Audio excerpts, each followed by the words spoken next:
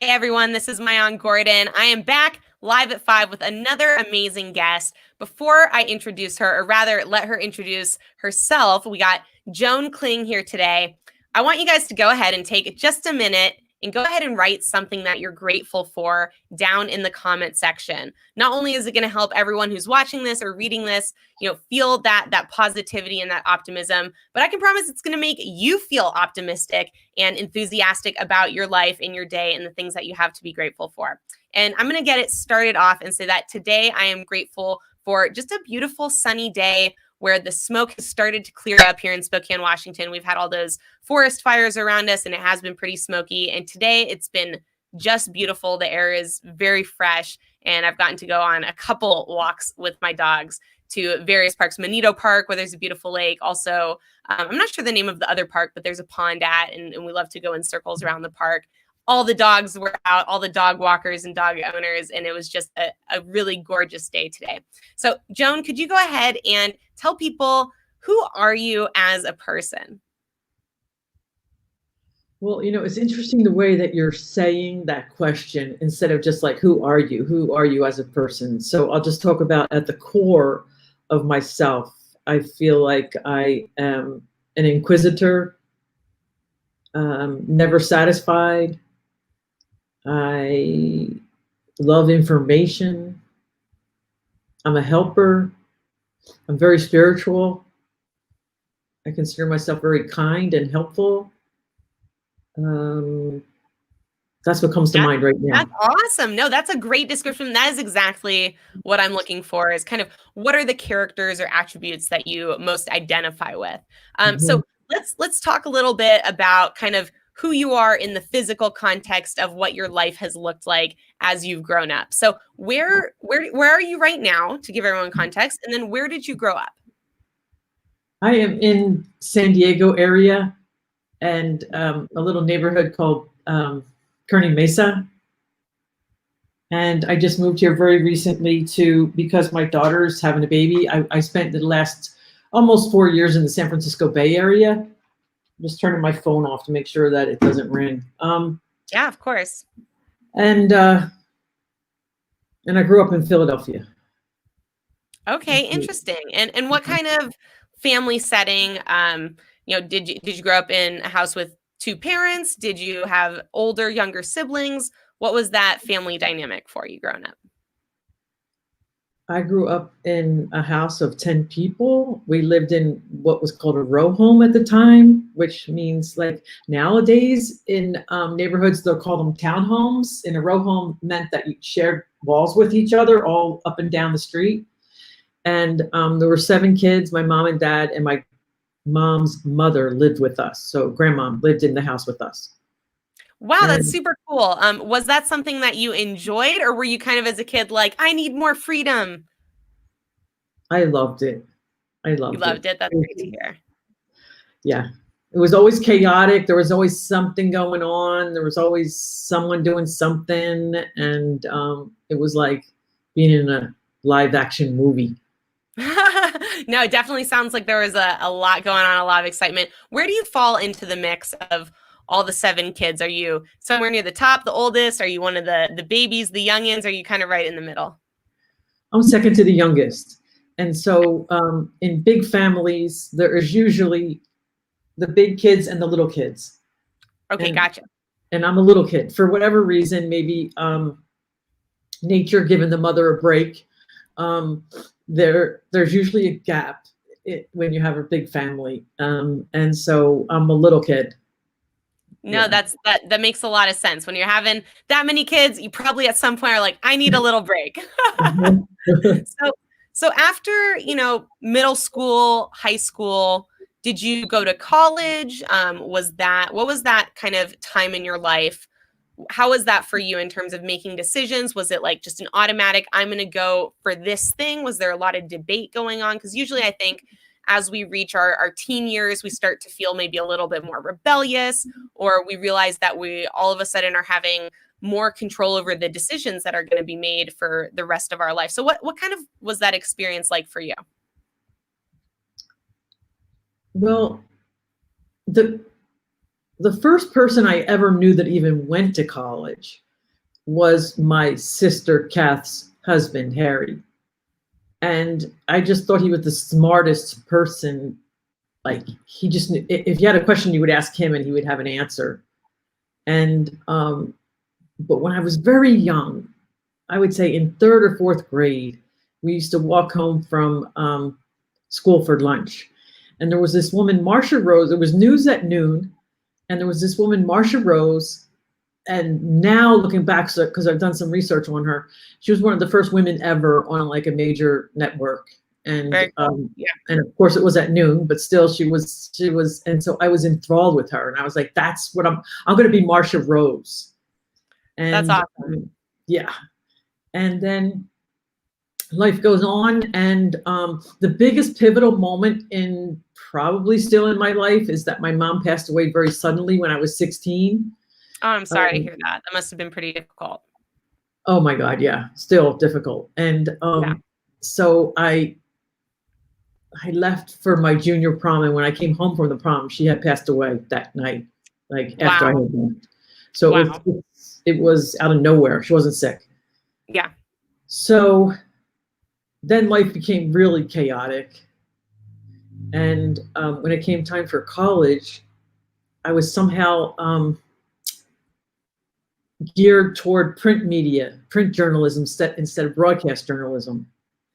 And I didn't really think anything of it. However, looking back, I do believe, like a lot of women, I suffer with self-image and issues and body dysmorphia and all that. Right. And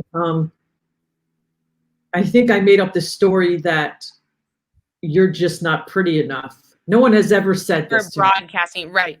You're not pretty enough for broadcasting or the body or whatever. So I was just kind of pushed over to the print media.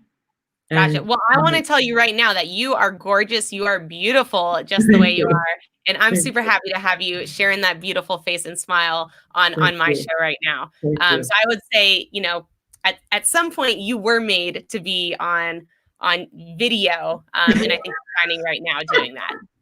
You're just a little late to the party, but that's okay. There's still plenty of time. You've got a long career ahead of you. You're so sweet. But I do say that I feel like Benjamin Button, that my life is going backwards instead of forwards. Like, I feel so much younger now than I did when I was younger. So then I went to 2 years at Temple University, and then on a total whim, that's why I could relate to you so much when I was looking at your website. A friend said, my brother lives in San Diego. You want to go out there for a year and then we'll come back and finish school? And I'm like, okay. Like, yep. I have no idea. Like, okay. Because when you're 19, time. Why not? Yeah. Exactly. And when you're 19, I feel now, again, looking back, you're just I was so much smarter than I am now. What do you mean by that? Tell us more. There was no fear. There was no like thinking things through. There wasn't consequence. It was just like, oh, okay. All right, let's do that. And so long story short, I ended up staying here for, I think I'm on 40 something years now. That's awesome. So you fell in love with the place. You decided to stay. What did you do after college, kind of after you moved to San Diego? When did you start thinking about work and like needing to, pay bills and things like that? Because I remember when I was 19, I was not thinking about the future and like what life was going to look like. I was also just a very like, here right now, am I having a good time? Cool. Keep the good time going, or no? Okay. Better figure out a way to have a good time. Well, I was supposed to stay in San Diego for a year. So I stayed for a year, and then I was going to go back and live with my father again. And in the meantime, he had decided to get remarried, and he basically was like, there's really no place for you here because I'm getting married and you can't live with us. Right. So I came back to California. I went back to I started at San Diego State because I had coincidentally gotten my residency because I had been here a year. It wasn't. Oh, okay. Very cool. Yeah, it wasn't in the game plan, but that's how it ended up. So I could go to school. Right. So I finished up my journalism degree at San Diego State and then started working at small newspapers. And really loved it. Did you like that? You loved it a lot? Yeah. What did you like about it the most? just talking to people. I remember one time I worked for the Sun City News, and that is a retirement community in like Riverside County, probably an hour and a half from San Diego north. And I interviewed this woman who was 101 years old, and Oh, how cool. I was 22, 23 at the time.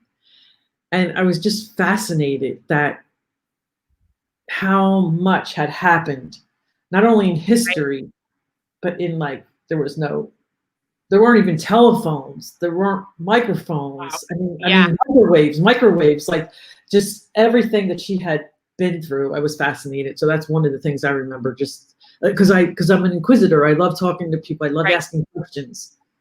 Yeah. That's awesome. So, how did that career kind of develop for you? What are you doing now? I guess I should ask. I saw that you started up your own business, so maybe tell us a little bit about that. And then I've got some follow-up questions from there. Okay, awesome. In between writing and then I did what a lot of good Catholic girls do, which is get pregnant, get married, buy a house in that order. So now I have this little baby. I'm 24 and I have this baby, and so then I kind of went to secure jobs. I didn't know that journalism doesn't pay anything. Right. I had no idea when I started interviewing for newspapers. I was like, "Whoa! Did you see I have a college degree?" But Right. so then I went into a very safe field of government. I've worked in local government for most of my life, for over 30 years, and in that capacity, I did a lot of teaching and training and coaching, and then I retired and started full time on my coaching. Okay, very interesting. Let me ask you a little bit about the government side. Because I actually, one of my neighbors, I don't know exactly what he does, but he works with one of the governors or the secretaries over here. I assume it's relatively like an assistant type role, but he seems like he does a lot of different things. So how did you go about discovering even what job roles there were available? Like, how did you find out more information about working in slash for the government? And then how did you go about getting this job? You know, it's interesting. And once again, I was just like, let's see what they got, like what's open. So I just kind of would go through and see what's open and go, oh yeah, I can do that. I can do that. So I started out as my first job ever was a dispatcher for not 911, but general service, which is like if someone knocks over a hydrant or the street lights Gotcha. out or someone's trash hasn't been picked up. So it's non-emergency. Right. And I could work nights and weekends, so we didn't have to take the baby to Oh, daycare. that's great. Yeah. Very And cool. So, so did you find that out on a website? Was this before they had websites for the government? Did you go into some building? Like, how did you find out what jobs were available?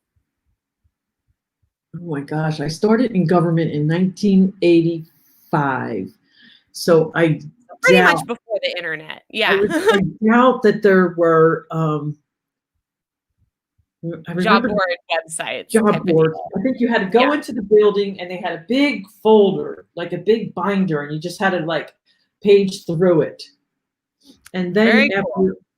then after I was there for a while, I got into what's called code enforcement, which means that I enforce planning, zoning, land use codes. Basically, neighbors complain about each other.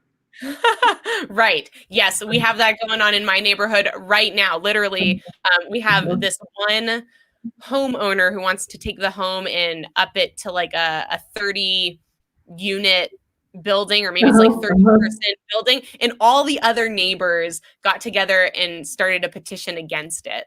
And they would come to our house pretty often and be like, have you guys got the info? Here's how you can vote. All this. Yeah. So totally relatable to some of the things that are still going on over here in Spokane, Washington as it grows. Yeah. So out of all the different things you did in the government, what was your favorite and what was your least favorite?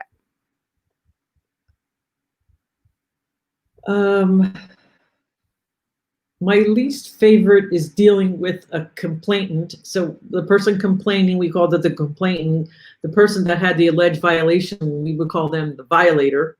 And, Great words, great uh-huh. description. and And a lot of times the complainants are much worse than the violators. Right. It's like, Makes a lot of sense. you're seriously complaining about that? And like I've worked in some really wealthy areas and some really low income areas. And Yep. in the wealthy areas, they complain about different things. So one woman Right. would complain about her neighbor's leaves were in her pool. Oh my. That And is quite petty. Like she's deliberately shaking the tree. totally. And I would come back and I would say to my boss, I do have a lot of power, but I don't control the wind. Right, exactly. Yeah. And then I would say, well, what are your thoughts on this? Really helped me with my interviewing skills, my tenacity on talking to people without sounding really upset. Instead of saying, are you serious? Look around you. Yeah. So I said, what are your thoughts on putting a pool cover on it? And then the leaves will be just on the cover. Yeah. And then you can sweep them off if you want. Yeah. No. She was like, why should I it's not my tree. Why should I have to get a pool cover? I'm like, okay. But so that was difficult, is dealing with people that live in, and we're hearing so much more about it today, that live in, Adrian or Andrea was a journalist in Italy. We're hearing so much more about it today. It's even for me as a white person, that the word privilege, Right. Like, I would just be astounded. I would, like, since they were also mostly white, but much wealthier than I was. And I used to say to my boss, let's put them all on a bus and take them to Children's Hospital. Yep. Okay, here's a difficult life, and here's your life. So that was at times difficult, dealing with the pettiness of some of the complaints. And the greatest part about working for the government was just public service, just helping people out and keeping the neighborhoods free of trash and graffiti and making sure people were living in safe conditions. Yeah. That's awesome. Yeah. Getting to do public service, I think, is really rewarding. I mean, service on any level, I think, is something that, as all human beings, I've never seen someone do service and not feel at least a little bit more fulfilled, a little bit better about their life because they were able to contribute to someone else's life. So I'm encouraging all of you guys watching right now, get some service into your life, whether it's helping out your neighbor, whether it's helping out your city, your community, anyone. It is going to benefit you almost more than it is going to benefit them. But it really is a beautiful reciprocal thing to be a part of. So now I know you've been through quite a few challenges in your life, from, losing your mother at an early age and in a really sudden way, which I'm sure had a pretty long lasting, emotional effect on you. What are some other major challenges that you've faced and overcome? So many. And again, I always feel that someone has it worse than me, so I don't even want to talk about. I'm like, oh, but it's not as bad as that. And sometimes I think it's more like death by 1,000 cuts. But but there's been a few big events, and that was in addition to moving to San Diego when I was 19. The ones I want to talk about are in the year 2015. I was diagnosed with eye cancer, and it's extremely rare. Thank God I didn't know all this going through. It's extremely rare and extremely deadly. So we caught it really, really early. So I was able to stay in a place of where I felt safe and protected. That like, this is going to be all right no matter what happens. I'm going to be able to deal with this. And to just be, again, grateful to be alive in today. This was 2015. As far back as 2010 or 2000, they would just immediately take the eye out. So I didn't have to, I didn't have to lose my eye because they had this new procedure. And then that year, my best friend in the world, Gail, passed away very suddenly in her sleep. And I felt the urge to just maybe my wanderlust was wakening up. And at the same time, uh, my daughter had gotten married and my son had met his soon to be wife. And so I felt kind of purposeless because I'm not really needed anymore, like a mom. Yep. Yeah. And Totally understandable. and Gail, my friend Gail, she taught me to say yes.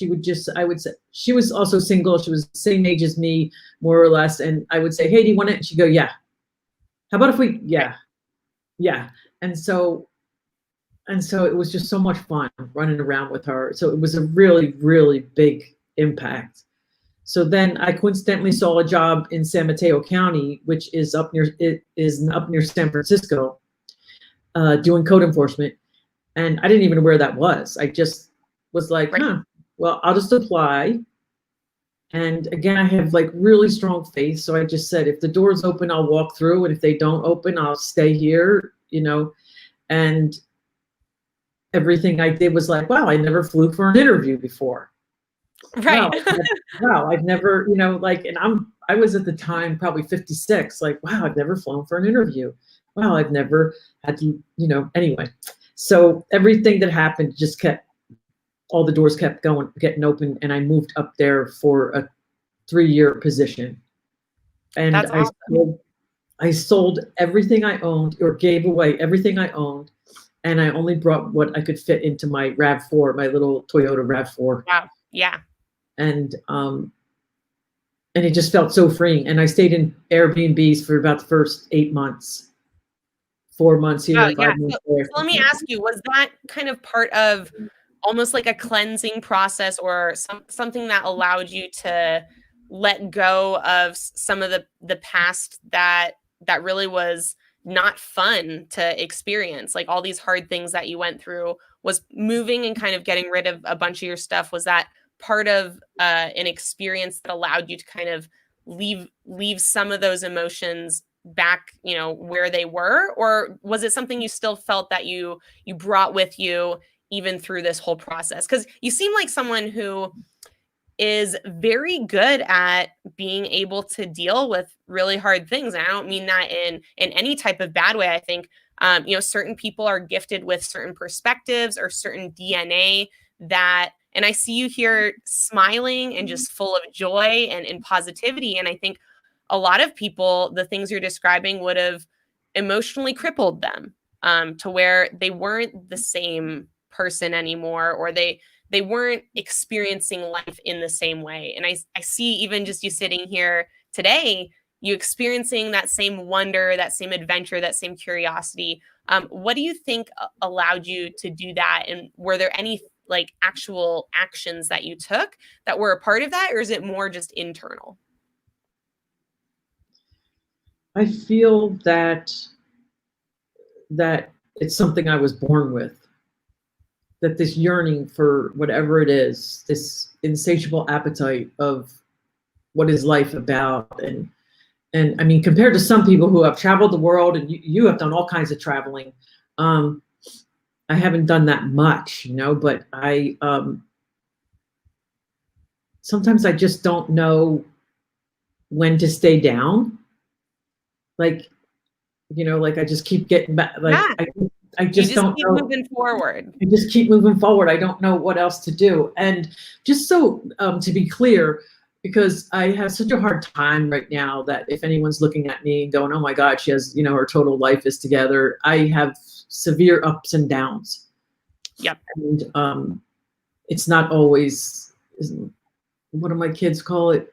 Butterflies and rainbows or something. Some days I have some really dark days, and I have to, I have learned to embrace it and move into it and just feel it instead of doing something to prevent me from feeling it.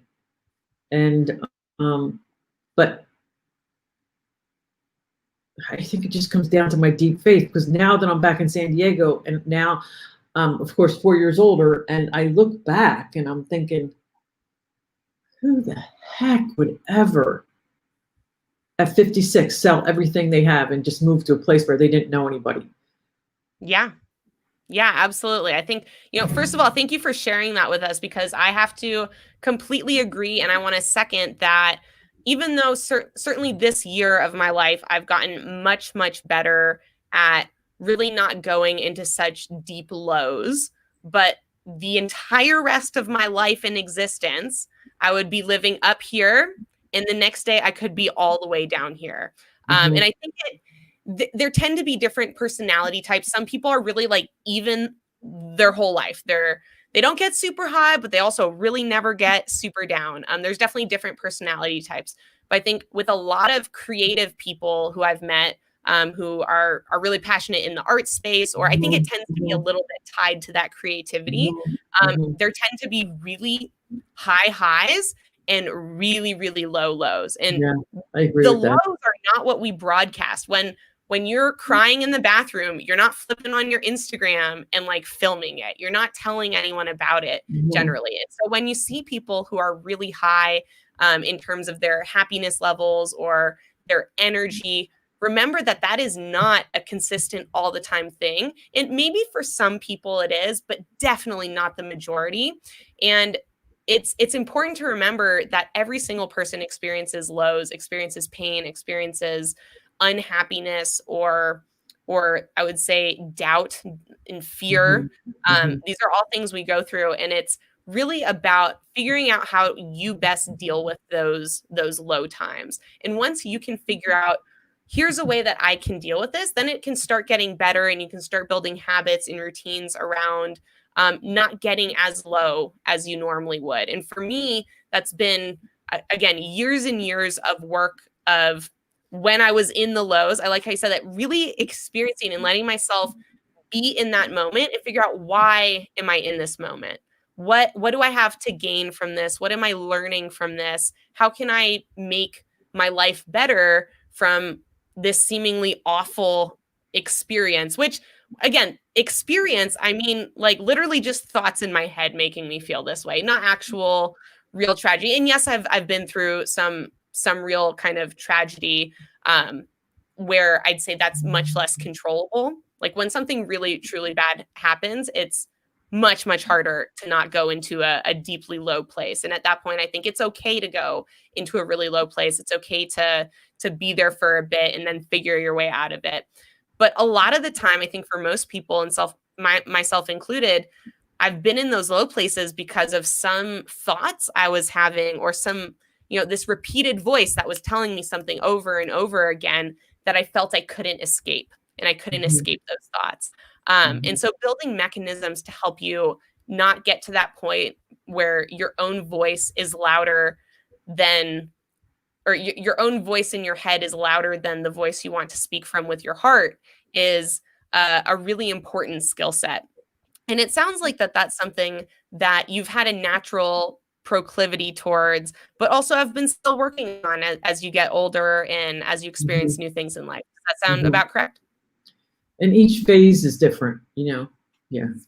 Each phase of your life is that's a great point. Like whatever I'm prepared for right now might be totally thrown out the window when I have kids. And I just can't really be prepared for whatever emotional experiences come when I'm a mother, but I can figure that out too. And I think once you take yourself out of a really low bottom place and you realize, man, I can pull myself out of this, you think, well, then I can probably pull myself out of anything. So do you mind me asking, is that something you kind of experienced with your mother's death, that when you were able to pull yourself somewhat out of that it kind of gave you strength and hope for future times when it is going to be, difficult emotionally as well?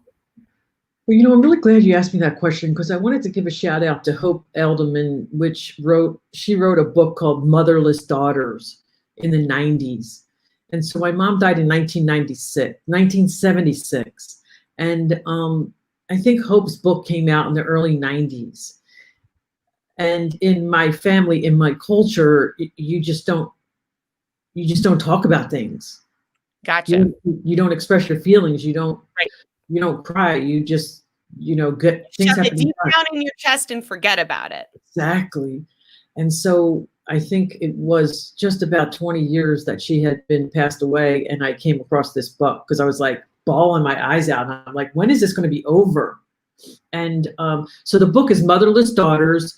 If anyone is a motherless daughter, and then she wrote another book called Motherless Mothers, which is a whole nother thing. When I had kids, I was like, I don't know. And she said that in the book, she says that the level of your pain is equal to the level of your love.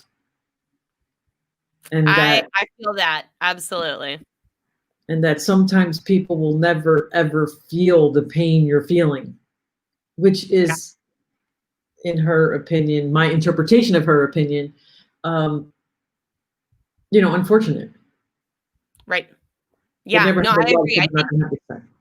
I think that's one of kind of the beautiful balances of life, and one of the things that can make you feel a little bit better sometimes when you are in that deeply pained moment and experience, is to think that there's no way I could feel this way unless it was really so good. And there's always such a balance of good and bad in the world. And anytime you experience something bad, it's generally because something was so good. Or even to the converse, sometimes when you've been in that bad place, it makes room for something so good to happen later. So for me, a quick example of that would be, I love food. I talk about it a lot. And it's because I have this deep appreciation for taste and for the feeling of fullness that you wouldn't have unless you were homeless like I was, and starving, and going days without eating. And that's something that in the moment, awful, would have never wished that experience upon myself. And it was bad. There was nothing good about it, other than the fact that now for the rest of my life, I have this extra appreciation for food, and I have this extra gratefulness around being able to eat meals when I want to eat meals and what I want to eat. And to me, that's such a big deal. I think for most people, it's not a big deal at all. They're like, can of beans or ramen again, or, oh my God, the same food. I'm just like, I get so stoked and excited every time I get to eat food, because I can think back, and really it's something that was so traumatic's not the right word, but such a visceral experience to be that hungry, that it's like permanently burned in my brain. And even if it's not something I'm actively thinking about, it still affects how I feel and interact with food anytime I come across food. And I do just get really excited, even by the idea that I could buy something, even if I don't want to buy. I'm like, ooh, look how good that cake looks. I don't want it right now, but I totally could get it. And it's just a really great experience that I think, if you can remember that and keep that in mind, anytime something bad is happening, that it's probably opening up something in the future for your life to be 10 times greater than you otherwise would have experienced, is a really amazing way to help yourself feel grateful even for the bad things. So I want to wrap this up. This has been amazing. Could you kind of wrap us up by letting us know, what are you focused on right now? And what are some things maybe that you'd like to accomplish in the future? Okay, so what I'm working on now is I developed my coaching philosophy, which I call PIES, which is behind me. I love it. P stands for permission to be great is granted. I stands for imperfection is encouraged. E stands for eyes on self, and S stands for support system creation, which reminds me back to the people that are suffering. There's a lot of support out there. Yes. And you can't cure loneliness with isolation. Right. But that's what we try to do. So I'm working on that. I'm developing a book on it. Have you ever read or heard of The Artist Way? I've heard of it. I've not read it. Okay, well, I want it to kind of be like that. I'm reading it right now, and it's just blowing my mind and soul away. And then she has activities. So she has like, it's like a book that you write. The book I want to write is the book you write in. Oh yes, absolutely, like a workbook essentially. And just go back to it and over again. And then ultimately, I would like to have. I want to do group coaching and group events with awesome. large amount of people.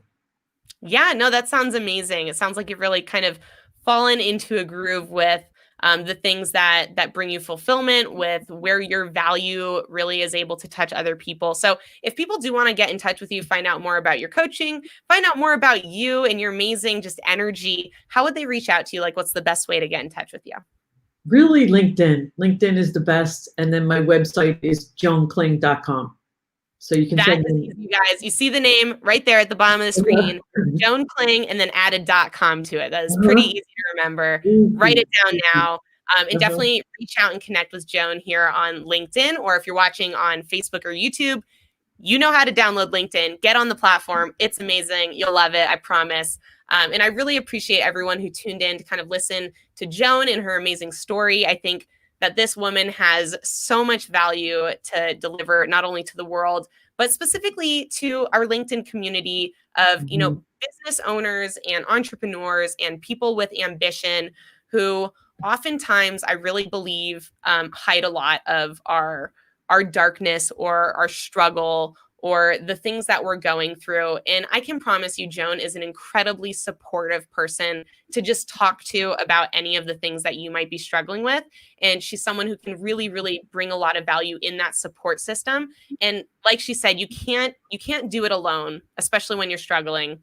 You can't do it alone when you're being successful either. But for me, one of the big things that's changed in my life to allow me to stay more in a place of happiness and less in a place of despair has been developing that support system, not only of friends, but also like with my husband. Now, I've been married for 6+ years, with my husband for 10 years, but that support system that we've worked on together to develop is pretty recent, in the past, 2 years, I would say. But that's made a huge, huge difference in my life, to have someone who I trust and I care about when I'm having a bad day, to say, hey, I'm having a bad day today.